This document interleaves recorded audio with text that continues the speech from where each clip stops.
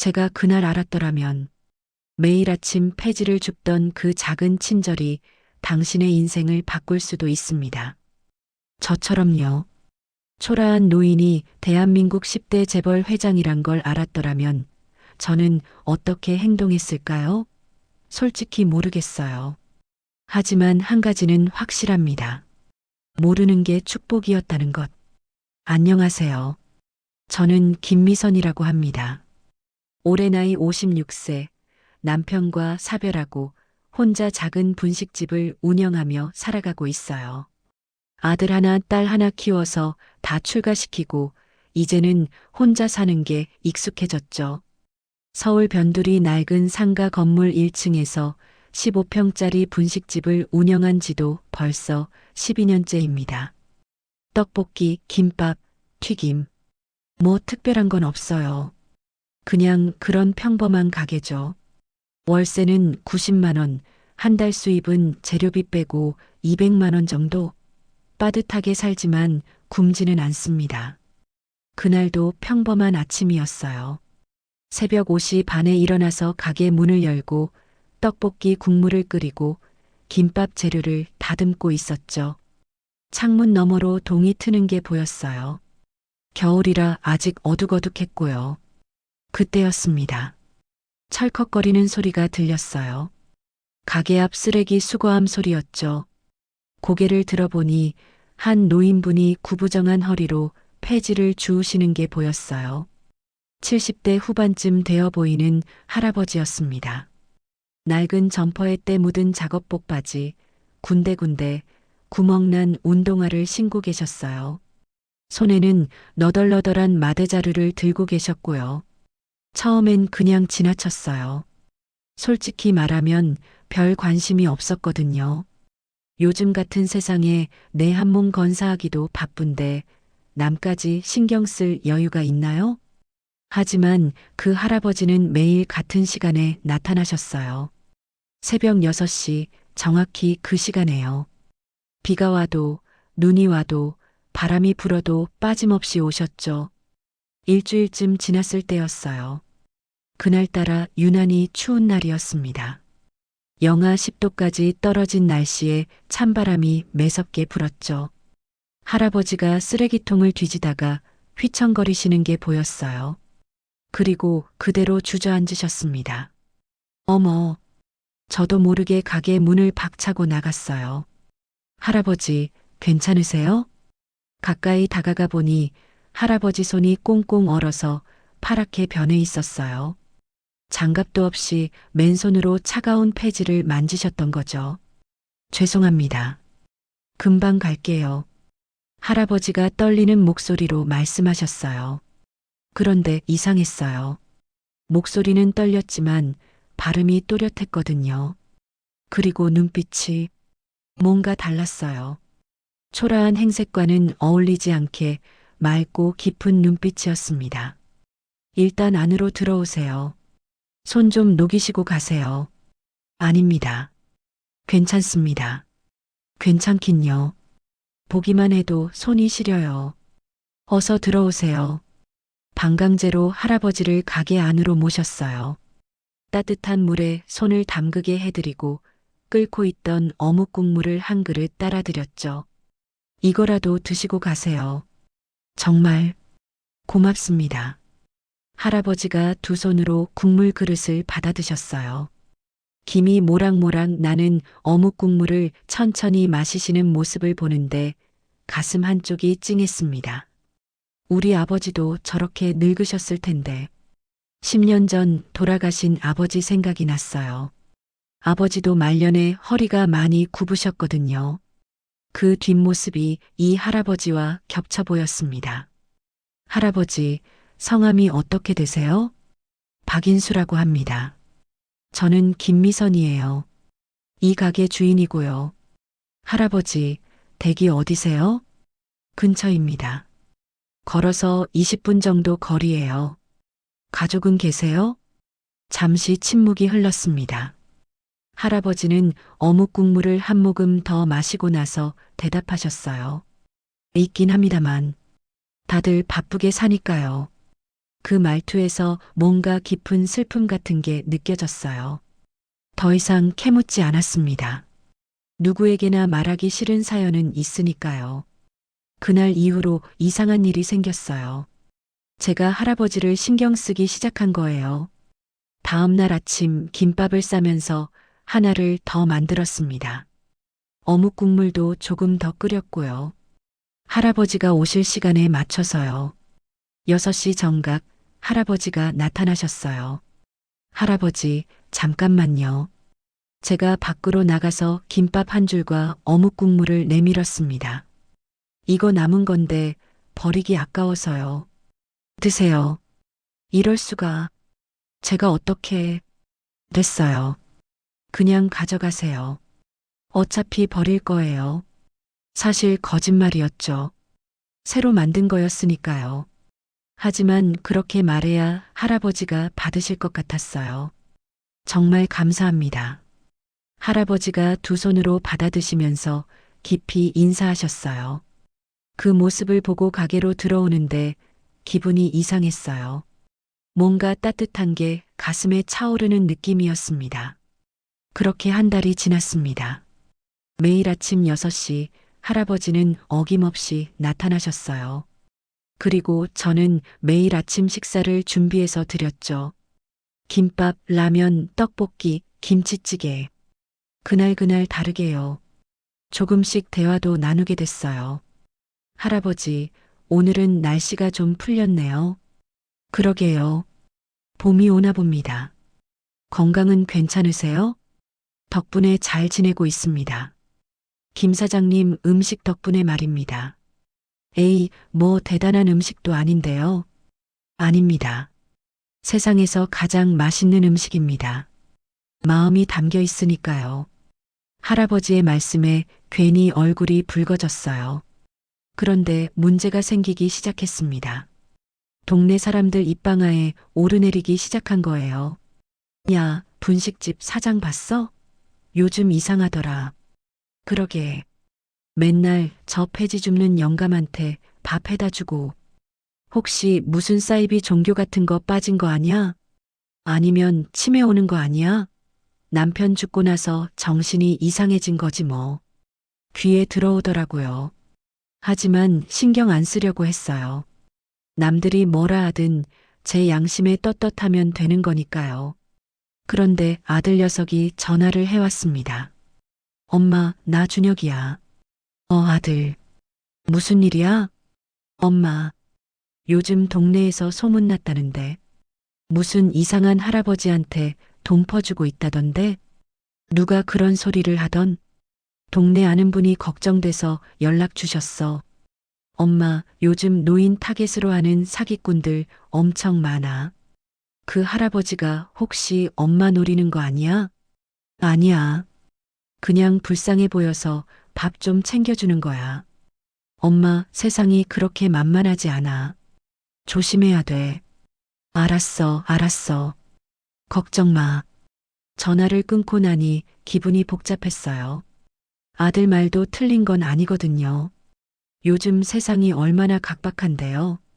하지만 박인수 할아버지는 뭔가 달랐어요. 그 눈빛을 보면 알 수 있었어요. 그리고 한 달 후 큰일이 터졌습니다. 그날은 목요일 저녁이었어요. 장사를 마치고 가게 문을 닫으려는데 뒷골목에서 고함 소리가 들렸습니다. 이 영감탱이가 맨날 여기 와서 쓰레기 뒤지지 말라고 몇 번을 말해야 알아듣냐고. 뛰어가 보니 옆 건물 치킨집 사장이 박 할아버지를 밀치고 있었어요. 죄송합니다. 다시는 안 그러겠습니다. 죄송하긴. 우리 가게 앞에서 그러니까 손님들이 찝찝해한다고. 당장 꺼져. 치킨집 사장이 할아버지를 세게 밀었습니다. 할아버지가 비틀거리시다가 그대로 넘어지셨어요. 아니, 이 사람아. 제가 소리치며 달려갔어요. 사람을 어떻게 그렇게 밀어요? 아, 김 사장님. 이 영감이 맨날 우리 가게 앞에서 그렇다고 사람을 밀쳐요? 다치시면 어떡하라고. 할아버지께 다가가니 무릎에서 피가 나고 있었어요. 바지가 찢어지고 살이 쓸린 거죠. 할아버지, 괜찮으세요? 괜찮습니다. 제가 조심했어야 하는데. 무슨 말씀을? 어디 병원 가셔야겠어요. 아닙니다. 집에 가서 약 바르면. 안 돼요. 제가 모셔다 드릴게요. 그날 밤 동네 정형외과에 할아버지를 모셔갔습니다. 다행히 큰 부상은 아니었지만 소독하고 약 처방받고 하니 진료비가 5만 원쯤 나왔어요. 할아버지가 주머니를 뒤지셨어요. 제가 돈이 여기. 냈어요, 할아버지. 제가 먼저 카드를 냈습니다. 제가 낼게요. 이럴 수가. 어떻게 이렇게까지. 괜찮아요. 이 정도야 뭐. 다음부터 조심하시고 위험한 데는 가지 마세요. 할아버지의 눈가에 물기가 맺혔어요. 고맙습니다. 정말 뭐라 감사를 드려야 할지. 됐어요. 저도 할아버지 같은 분이 우리 아버지셨으면 좋았을 텐데. 그냥 그런 마음으로 하는 거예요. 그날 밤 할아버지를 집 근처까지 데려다 드렸습니다. 주택가의 작은 빌라 앞에서 할아버지가 내리셨어요.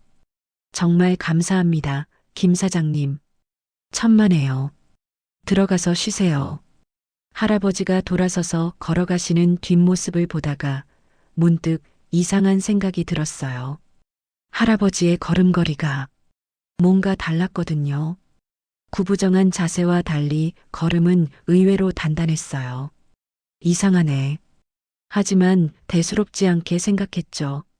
그런데 그 사건 이후로 할아버지가 안 보이기 시작했습니다. 일주일, 2주일. 한 달이 지나도록 나타나지 않으셨어요. 걱정이 됐어요. 혹시 많이 다치신 건 아닐까? 아니면 쟤 때문에 불편해서 안 오시는 걸까? 연락처를 물어볼 걸 그랬나? 매일 아침 6시가 되면 가게 문 앞을 바라봤어요. 하지만 할아버지는 나타나지 않으셨습니다. 한 달하고도 열흘이 지난 어느 날이었습니다. 아침 10시쯤 가게 앞에 검은색 고급 승용차가 멈춰 섰어요. 워낙 고급차라서 눈에 확 띄었습니다. 저런 차 탄 사람이 분식집에 무슨 일이지?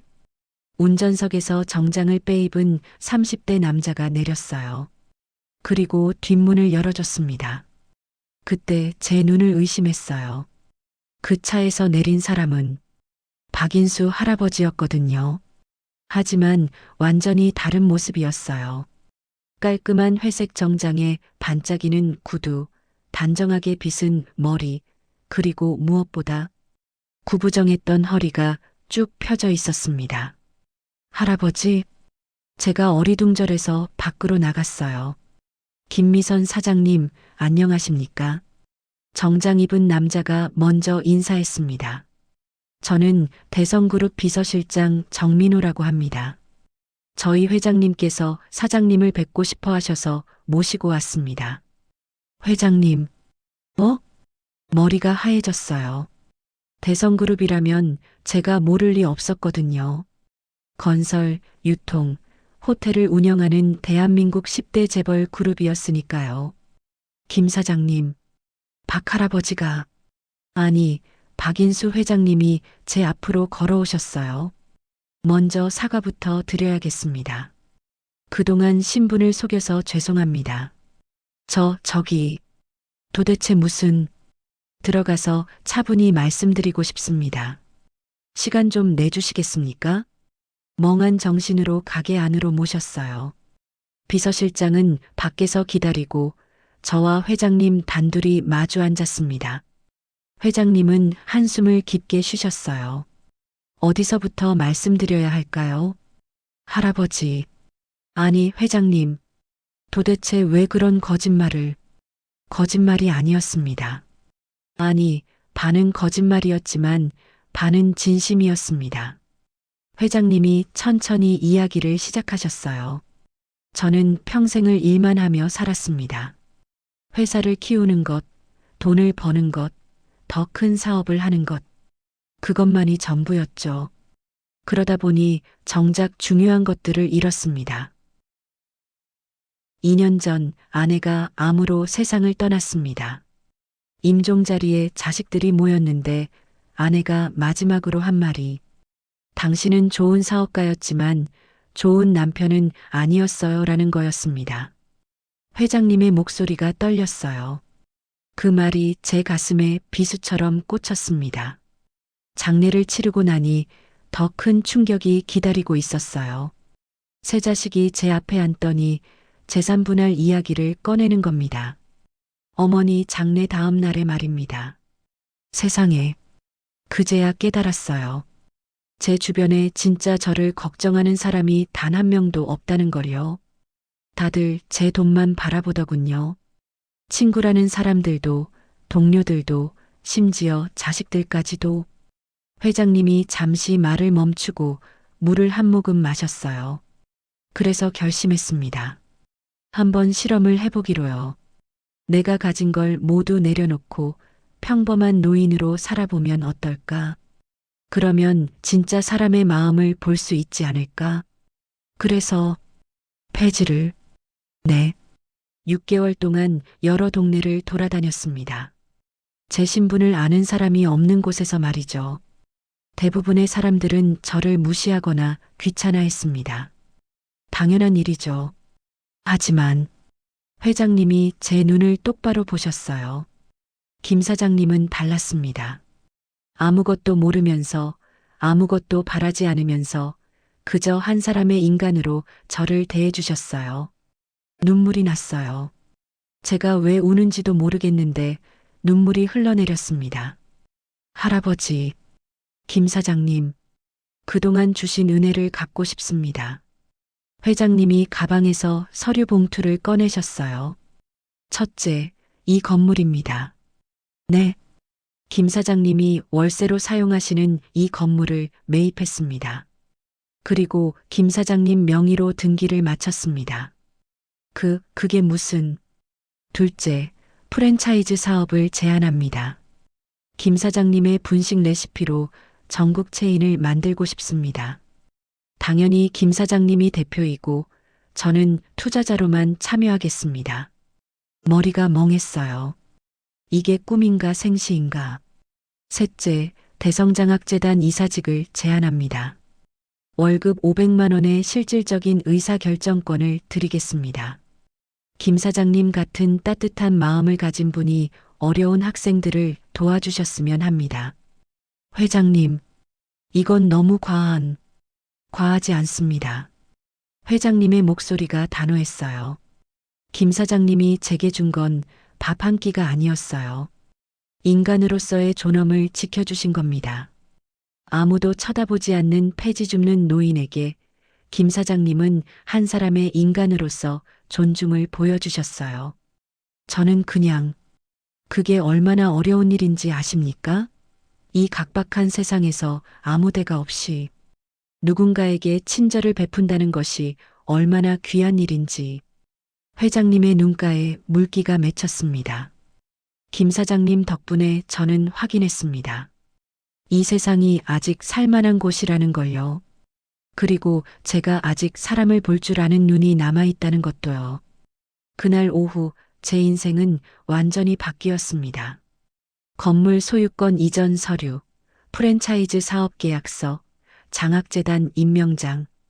믿기지 않는 일들이 현실이 됐어요. 하지만 그보다 더 소중한 게 있었습니다. 김 사장님, 앞으로도 저를 할아버지라고 불러주시겠습니까? 회장님의 부탁이었어요. 할아버지는 좀 이상한 것 같은데요. 회장님이신데 제게는 회장보다 할아버지가 더 소중합니다. 인간 박인수로 대접받는 게 말입니다.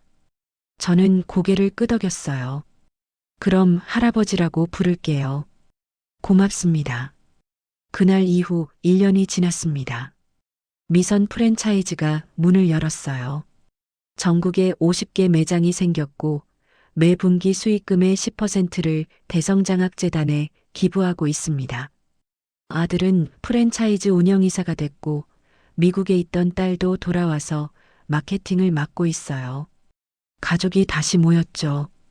박인수 회장님은 일주일에 한 번씩 1호점에 오세요. 그리고 옛날처럼 떡볶이 한 그릇을 드시죠. 할아버지, 오늘 떡볶이 맛있죠? 세상에서 제일 맛있습니다. 마음이 담겨 있으니까요. 에이, 그때나 지금이나 똑같으신. 그러게 말입니다. 사람들이 제게 묻습니다. 로또 당첨된 기분이죠? 그럴 때마다 저는 이렇게 대답해요.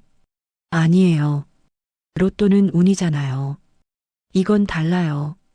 제가 평생 쌓아온 마음이 꽃을 피운 거예요. 세상은 공평합니다. 진심으로 누군가를 대하면 그 진심은 반드시 돌아와요. 당장은 아닐 수도 있고 몇 년이 걸릴 수도 있지만 반드시 돌아옵니다. 저는 폐지 줍는 노인에게 밥 한 끼를 줬을 뿐이에요. 하지만 돌아온 건 건물도, 돈도, 명예도 아니었어요. 진짜 가족 같은 인연이었고, 인생의 의미였고, 살아갈 이유였습니다. 오늘 하루 당신 주변의 어려운 사람을 한 번만 돌아봐 주세요.